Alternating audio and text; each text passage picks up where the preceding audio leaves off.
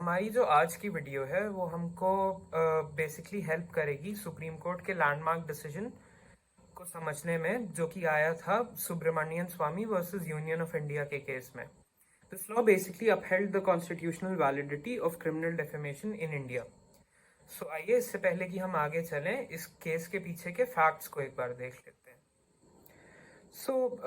इस केस में basically 3 prominent politicians involve थे, जो कि थे सुब्रमण्यन स्वामी, राहुल गांधी एंड अरविंद केजरीवाल।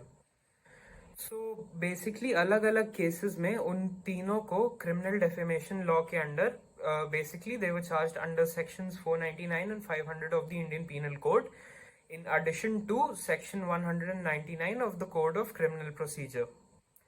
तो उनने आर्टिकल 32 के तहत सुप्रीम कोर्ट में इन लॉज की कॉन्स्टिट्यूशनल वैलिडिटी को चैलेंज किया, ये कहते हुए कि ये लॉज राइट, हमारे फ्री स्पीच का जो राइट है उसको रिस्ट्रिक्ट करते हैं, हमारे फ्रीडम ऑफ एक्सप्रेशन को रिस्ट्रिक्ट करते हैं।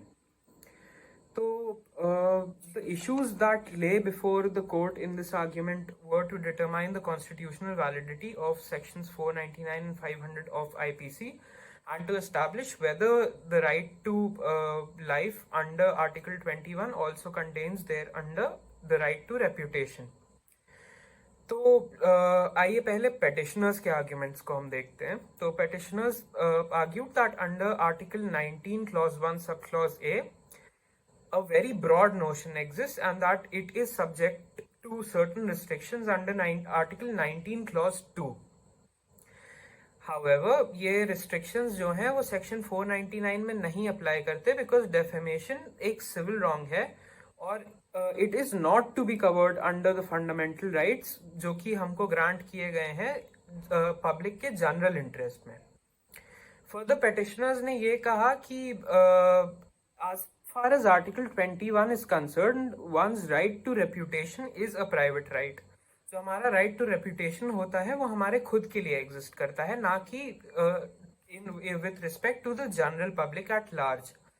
So, the wrong of defamation cannot essentially be treated as a crime, as it does not do any public good. और lastly they argued that IPC का जो सेक्शन 499 है वो article 51A sub clause B को violet करता है by going beyond the general publics interest. आइए अब देख लेते हैं एक बार कि रिस्पोंडेंट्स ने इसके काउंटर में क्या क्या आर्ग्यूमेंट्स दिए। So they basically argued that limitations under Article 19 clause 2 to the provisions of Article 19 clause 1 subclause A should not be understood in isolation. उनको अलग रख के नहीं समझा जाना चाहिए।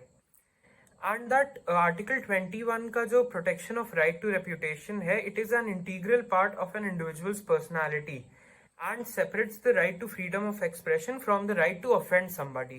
Just because हमारे पास right to freedom of expression है, हम अपनी बातों को सामने रख सकते हैं, इसका ये मतलब नहीं है कि हम आगे जाके किसी की भावनाओं को, किसी के विश्वास को हर्ट कर सकते हैं, उसके खिलाफ कुछ भी बोल सकते हैं।